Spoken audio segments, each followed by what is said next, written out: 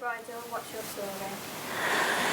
So my story is I began my working life at 14 and I worked at a florist in Birmingham and moved on from there at 16. They offered me a full-time position and I worked at their florist in Edgbaston, which at the time was one of the top florists in Birmingham city centre.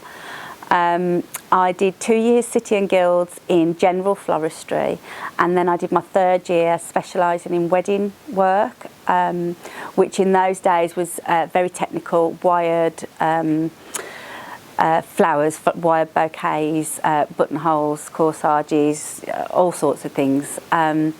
So yeah, I'd always had a keen interest in the wedding industry.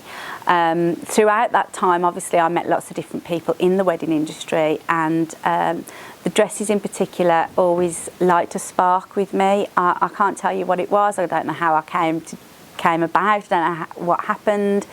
But I, somewhere along the line, thought, you know what, I really want to do wedding dresses.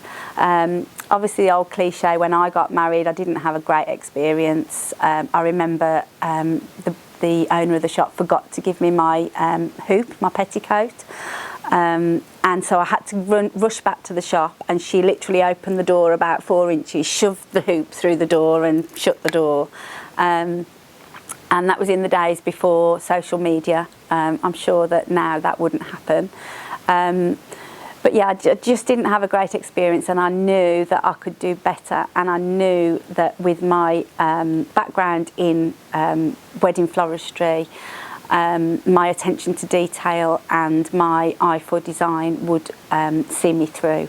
And so that's what happened, and this wonderful building came up to let, and it was a good time in my life. My children were a little bit more grown up, and I came in and looked at it, and we agreed on a price for the rent, and I've never looked back.